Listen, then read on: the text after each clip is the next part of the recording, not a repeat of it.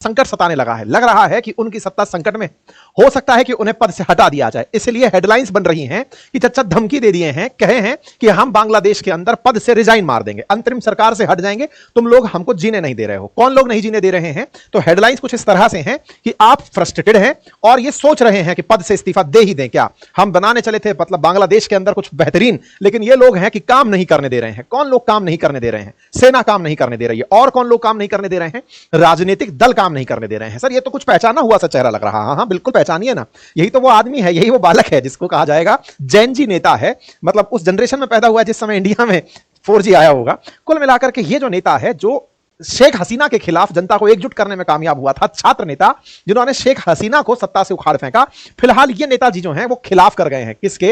मोहम्मद यूनुस के। और खिलाफत इस तरह कर गए हैं कि खुद की पार्टी बना लिए हैं और चच्चा से कह रहे हैं कि देखो यार, आप आए हमारे कंधे पर बैठ करके सरकार बना लिए, सरकार में अंतरिम सरकार के अंदर अब आप बढ़िया मुज्जी खा रहे हो, कभी चाइना जा रहे हो, कभी पाकिस्तान जा रहे हो, बढ़िया जगह अपना अपना रिप्रेजेंटेशन दे रहे हो।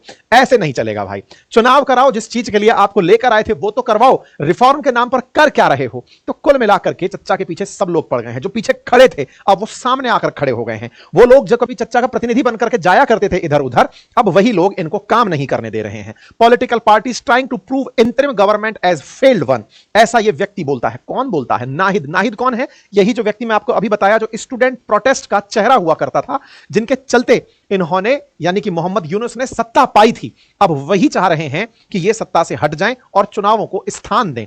हालांकि कह सकते नहीं हैं, कह सकते नहीं हैं तो पूछ लिए कि सर बताइए ना, सुना है कि आप पद से इस्तीफा देने वाले हैं। तो इस पूरी कहानी को विस्तार से समझेंगे, थोड़ा सा नाहिद के बारे में जान लीजिए, क्योंकि आज की खबर का केंद्र नाहिद से ही शुरू होता है, क्योंकि यहीं से ही खबर निकली है कि ये मन इनका दुख रहा है, पद छोड़ने पर विचार कर रहे हैं।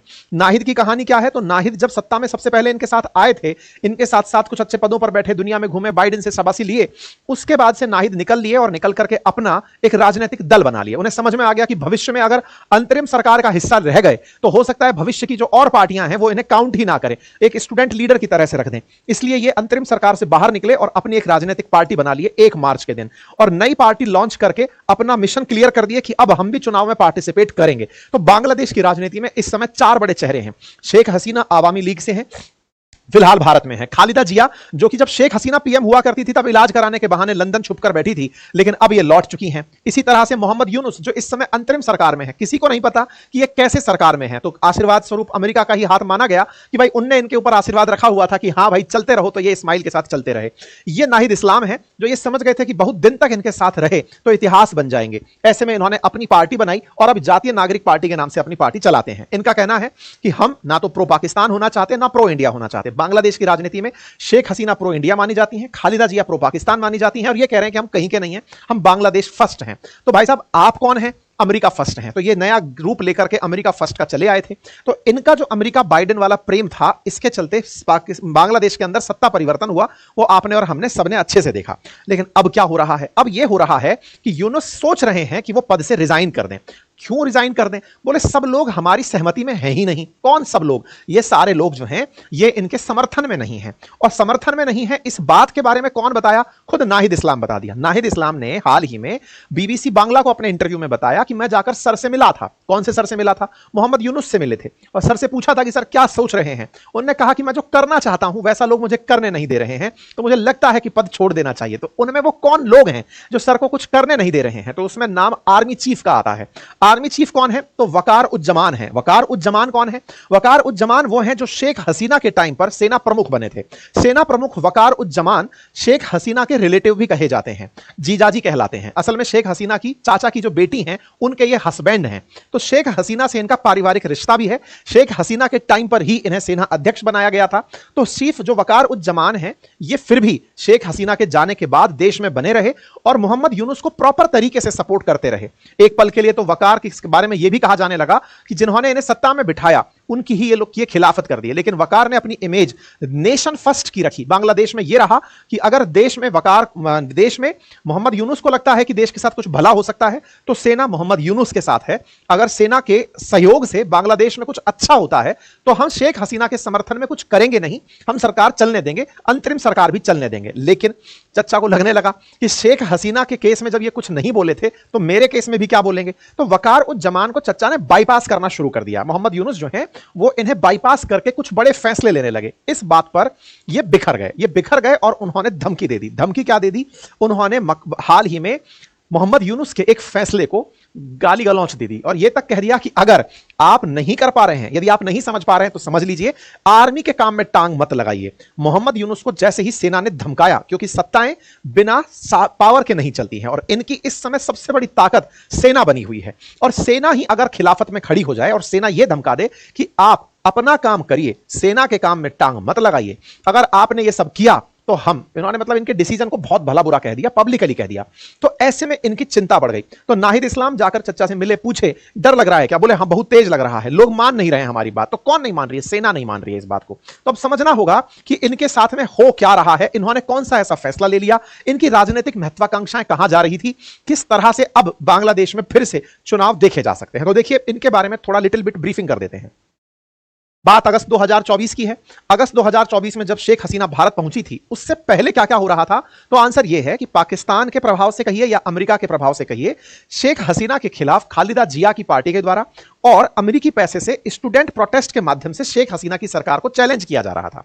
कहा जा रहा था कि बांग्लादेश के अंदर सब कुछ सही नहीं चल रहा है। सब कुछ सही से मतलब है कि यहां पर बहुत कुछ कंट्रोल में है शेख हसीना के। शेख हसीना के पिताजी ने जब कभी बांग्लादेश बनाया था तो बोले शेख हसीना ने अपनी बपौती मान लिया है, पिताजी देकर गए हैं तो वो शासन चला रही हैं।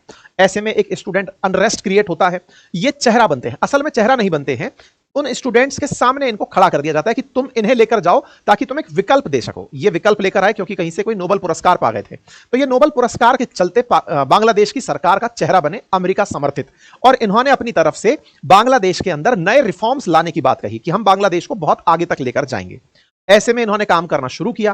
काम में इनकी सारी नीतियां भारत विरोधी दिखाई देना शुरू हुई। पाकिस्तान प्रेम दिखा, चाइना प्रेम दिखा, भारत के खिलाफ शेख हसीना का जो गुस्सा है वो भारत के खिलाफ इन्होंने मोड़ दिया। पूरे बांग्लादेश को पूरी तरह एंटी इंडिया बनाने का इन्होंने प्रयास किया। बढ़िया से ये काम चल भी रहा था क्योंकि दुश्मनी जो शेख हसीना से थी वो भारत के खिलाफ बढ़िया से निकलवाई जा रही थी। कई सारे ऐसे प्रयास किए इन्होंने जो भारत के इतने लंबे समय से एहसान तले जो बांग्लादेश दबा हुआ था, उन सारे एहसानों को ओवरकम कर गया। इनको ऐसा लगने लगा कि मुजीबुर रहमान जो कि बांग्लादेश के राष्ट्रपिता कहे जाते हैं या बंग बंधु कहे जाते हैं, उनको उखाड़ करके आने वाले समय में यही बंग बंधु कहलाएंगे। यानी आने वाले समय में इनकी महत्वाकांक्षाएं ऐसे बढ़ने लगी कि जैसे भारत में महात्मा गांधी हैं, पाकिस्तान में जिन्ना है, बांग्लादेश में मुजीबुर रहमान है, ऐसे आने वाले समय में लोग इन्हें याद रखेंगे। इनकी यही लालसा इन्हें एक और गलती की तरफ अग्रसर करती ले गई। असल में जितना भी ये पॉलिटिकल अनरेस्ट था वो इसलिए था कि शेख हसीना ने पिछले जो चुनाव जीते थे उसमें खालिदा जिया की पार्टी को चुनाव ही नहीं लड़ने दिया था, या यूं कहिए कि उन्होंने चुनाव से पहले जो अंतरिम सरकार बनानी होती है वो नहीं बनाई थी, जिसके चलते खालिदा जिया की पार्टी ने चुनाव में पार्टिसिपेट करने से इनकार कर दिया था।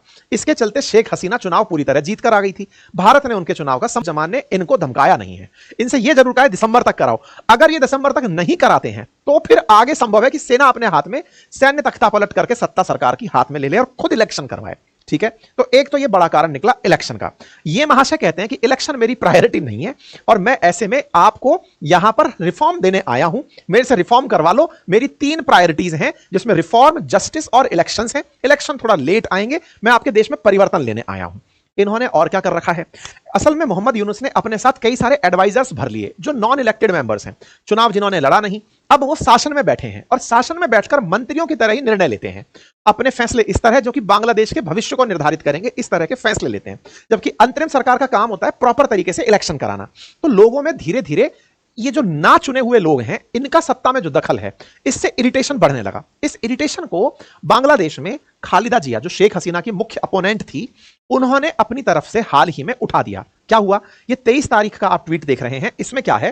23 तारीख के दिन ये खबर बनती है कि बीएनपी यानी कि खालिदा जिया वाली जो पार्टी है, उसने 3 एडवाइजरी काउंसिल मेंबर्स, मतलब एक तरह से समझिए मंत्री पद पर बैठे हो, क्योंकि जब ये खुद चीफ एडवाइजर बनकर बैठे हैं और प्रधानमंत्री की तरह रोल निभा रहे हैं, तो फिर बाकी जो एडवाइजर्स हैं जो मंत्री की तरह काम कर रहे हैं, उस काउंसिल में से उनके रिजाइन की मांग की है कि उनको हटाओ पहले आप लोग। किनको हटाने की बात की गई है? तो चीफ एडवाइजर से कहा गया है कि आपके द्वारा 2 तो एडवाइजर और 1 नेशनल सिक्योरिटी एडवाइजर, इनका हम रिजाइन चाहते हैं।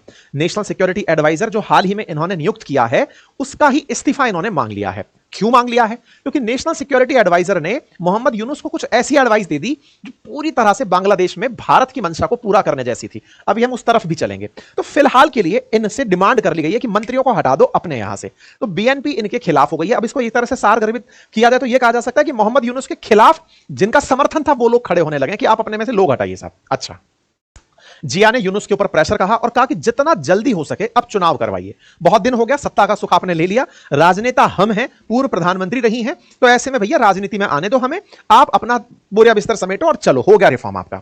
इधर से सेना ने इनको धमका दिया। अब सेना ने कैसे धमकाया उसकी कहानी सुनते हैं। देखो क्या है, बांग्लादेश को थोड़ा सा समझने का प्रयास करते हैं। बांग्लादेश है ना, भारत के साथ तो बॉर्डर साझा करता ही है, एक जगह से और बॉर्डर साझा करता है लगभग 250 किलोमीटर का, और वो करता है म्यांमार के साथ में। म्यांमार का ये वाला जो येलो कलर आपको दिख रहा है, ये रखाइन प्रोविंस के नाम से जाना जाता है। प्रोविंस बोले तो राज्य समझिए। ये जो रखाइन राज्य है ना, यहां पर पाए जाते हैं रोहिंग्या। पाए जाते हैं से क्या मतलब है समझिए। बांग्लादेश के पड़ोसी राज्य बांग्लादेश म्यांमार में बौद्ध मेजोरिटी में रहते हैं, बुद्ध लोग जो हैं वो मेजोरिटी में रहते हैं, बुद्धिज्म को मानने वाले। और जो बुद्धिस्ट हैं वो रोहिंग्या जो मुस्लिम लोग हैं उन्हें नहीं रहने देना चाहते। उनका मानना है कि यहां पर मुसलमान नहीं रहेंगे, केवल बुद्धिस्ट लोगों का शासन होना चाहिए। तो ऐसे में म्यांमार के अंदर मैक्सिमम क्षेत्रों से मुस्लिमों को मार मारकर भगाया गया और वो समटते सिमटते इस क्षेत्र में रखाइन स्टेट में आकर के आ गए। मतलब एक तरफ बस बंगाल की खाड़ी है, अगर इधर से और जोर लगा दिया जाए तो ये लोग इधर पानी में कूद पड़ेंगे। इस तरह से इन्हें इस क्षेत्र में लाकर कॉन्सेंट्रेट कर दिया गया और कॉन्सेंट्रेट करके इस क्षेत्र में उनका परसिक्यूशन शुरू हुआ, उनको मारा जाना शुरू हुआ। इसके चलते यहां से बड़ी संख्या में रोहिंग्याओं ने पलायन किया। यहां से निकल निकल कर जिसको जो मिला, चाहे बोट मिली हो या फिर बॉर्डर क्रॉस करना हो, जहां जहां भाग सकते थे रोहिंग्या यहां से भागने शुरू हुए। लाखों की संख्या में रोहिंग्या भागे। उनमें से लगभग 18 लाख के आसपास नंबर है, ये मिलियन प्लस लोग कहा जाता है। 18 लाख के आसपास लोग इस 250 किलोमीटर के बॉर्डर को क्रॉस करके बांग्लादेश में आ गए। बांग्लादेश में ये जो रोहिंग्या मुसलमान आए वो ये सोचकर आए कि भैया तुम भी इस्लामिक कंट्री हो और इस्लामिक लोगों की तुम रक्षा करोगे, ये यहां एंट्री कर गए। अब जब रोहिंग्या यहां एंट्री किए तो बांग्लादेश में तो पहले ही संकट बहुत था कि ये खुद को कैसे पालें। ऐसे में इन्होंने इन पूरे रोहिंग्याओं को एक पर्टिकुलर क्षेत्र में रोकने का प्रयास किया। ये जो आप डिफरेंट कलर में देख रहे हैं, ये असल में कॉक्स बाजार नाम की डिस्ट्रिक्ट है बांग्लादेश के अंदर। तो कॉक्स बाजार में इनको रोकने का यानी कि कॉन्सेंट्रेट करने का काम किया कि सब ये लोग यही रुको। तो ये समझो कि मैक्सिमम रोहिंग्या बांग्लादेश के कॉक्स बाजार में रहते हैं, या तो रोहिंग्या रखाइन में है या कॉक्स बाजार में है। और बड़ी संख्या में लोग यहां से पलायन करके कोई थाईलैंड गया। भारत में भी लगभग 50,000 के आसपास रिपोर्टेडली बताया जाता है कि रोहिंग्या पहुंचे थे। अच्छा, तो इस तरह से रोहिंग्याओं का यहां पर मूवमेंट हुआ। अब क्या है कि बांग्लादेश को इन रोहिंग्याओं को वापस यहां भेजना है और यहां पर रहती है अराकान आर्मी। अब ये अराकान आर्मी की क्या कहानी है? अराकान आर्मी वो है जो म्यांमार की सरकार से भी झगड़ा करती है। किस बात का झगड़ा करती है?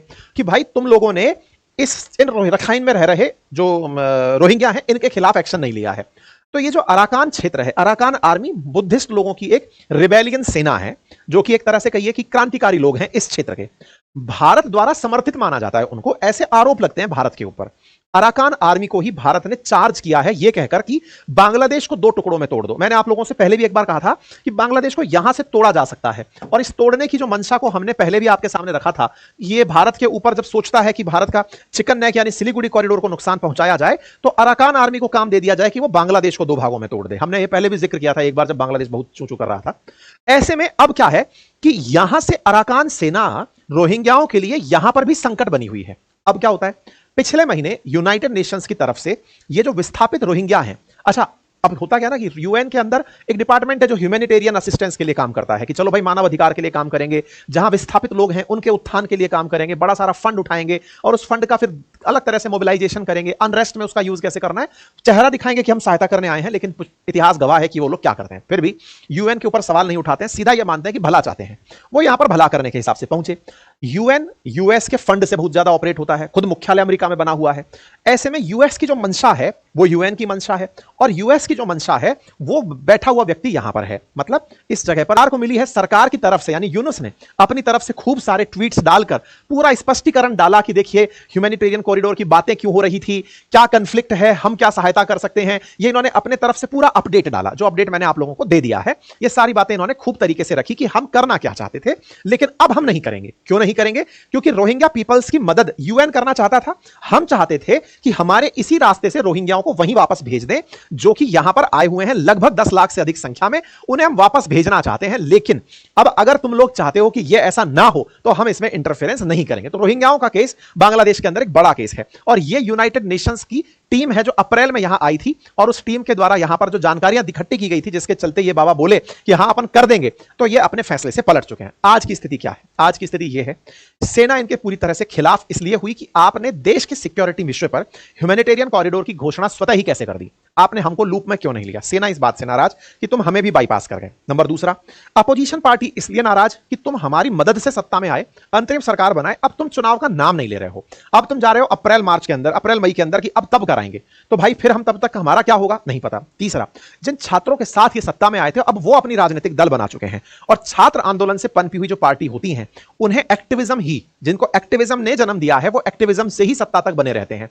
अब ऐसे में नाहिद इस्लाम जैसे लोग जिनकी मदद से ये सत्ता में आए थे, अगर वो अपने आप को बेरोजगार पाएंगे कि यार हमारे पास तो कोई काम ही नहीं है क्योंकि ये करने ही नहीं दे रहे हैं, रिफॉर्म के नाम पर सत्ता पर बैठ गए हैं, तो ऐसे में उनका चार्म लोगों में खत्म हो जाएगा। वो मानेंगे कि स्टूडेंट अनरेस्ट ने इन्हें जन्म दिया था, ये बहुत बुरे निकले।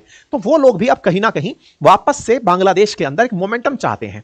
कुल मिलाकर माहौल तैयार है, गोटियां बिछ चुकी हैं, इलेक्शन होने हैं और ऐसे में यह भी हो सकता है कि एक पार्टी बनकर या एक चेहरा बनकर किसी पार्टी से चुनाव में उतर जाएं। ऐसा आप एक्सपेक्ट कर सकते हैं क्योंकि जिस तरह से ये दाव पे चलने का प्रयास कर रहे हैं। सेना का स्पष्ट मत है कि तुम लोग हर चीज पर बोलते थे, रखाइन के मामले पर तुमने कुछ नहीं बोला, तुमने रोहिंग्याओं के मामले पर अपनी तरफ से बांग्लादेश को कॉम्प्रोमाइज करा दिया। कुल मिलाकर के बांग्लादेश में हो सकता है अगले 2 महीने में मोहम्मद यूनुस के इस्तीफे की खबर आ जाए, इस तरह के माहौल बाजी के चलते, और दिसंबर एक्सपेक्टेड है लेकिन हो सकता है कि अक्टूबर तक यहां इलेक्शन हो जाए। हालांकि एनएसए जिसके इस्तीफे की मांग की गई वो बात से पलट गए और उन्होंने कहा कि हम कोई ह्यूमैनिटेरियन कॉरिडोर नहीं बना रहे हैं, हमने वो प्लान कैंसिल कर दिया है। लेकिन इस प्लान के कैंसिल होते ही ये अपनी तरफ से खुलकर सामने आ चुके हैं। देखना होगा सेना खुद तख्ता पलट करवाती है या इलेक्शन करवाती है, यह अभी भविष्य के गर्भ में है। फिलहाल की कैलकुलेशन इतना ही। बाकी आपको क्या लगता है, ये रुके रहेंगे या चले जाएंगे? बताइएगा जरूर कमेंट बॉक्स में। चैनल पर नए हैं तो चैनल को सब्सक्राइब कर लीजिए और हां, अपनी राय लाइव सेशन के एंड में वीडियो के नीचे कमेंट में जरूर डालिए। सेशन पसंद आए तो उसे अपने साथियों से भी ज्यादा साझा करें और उन्हें चैनल को सब्सक्राइब करने के लिए कहें। आपके कमेंट्स को जितना समय मिलता है मैं पढ़ता अवश्य हूं और कुछ एक कमेंट्स को अपनी तरफ से लाइक भी करता हूं। जिन्हें लाइक नहीं कर पाता हूं उन्हें भी यह संदेश दे सकता हूं कि आप सभी मुझे बहुत प्रिय हैं और आपके मैसेज मुझे समझने का अवसर देते हैं कि आप क्या सोचते हैं। फिलहाल के लिए इतना ही। और हां, इस रविवार को होने वाली सेमिनार को हमने मंडे के लिए पोस्टपोन किया है। कारण बड़ा स्पष्ट था कि मैं लंबे समय से ब्रेक नहीं लिया हूं, तो सोच रहा हूं कि रविवार के दिन थोड़ा सा समय खुद को दिया जाए। तो रविवार का जो कार्यक्रम है वो अब मंडे के दिन स्थगित कर दिया गया है। तो बातें बाजार की पर चाहे पर्सनल वेल्थ क्रिएशन की सेमिनार हो, टाइमिंग वही रहेगा दोपहर 1 बजे, लेकिन वो बातें बाजार की एप्लीकेशन पर मंडे को होगी। और अपनी पाठशाला पर जो मैं टाइम टेबल स्टूडेंट्स के लिए बनाने का ट्रिक साझा करने वाला था या अपने अनुभव साझा करने वाला था, वो 3 बजे दोपहर में होगा अपनी पाठशाला एप्लीकेशन के ऊपर। बाकी बढ़िया से चैनल पर बने रहिए। हमारे कोर्सेज बातें बाजार की एप्लीकेशन और अपनी पाठशाला पर उपलब्ध हैं, उन्हें आप एक्सेस करें। Thank you so much. अपना ख्याल रखें। शुभ रात्रि।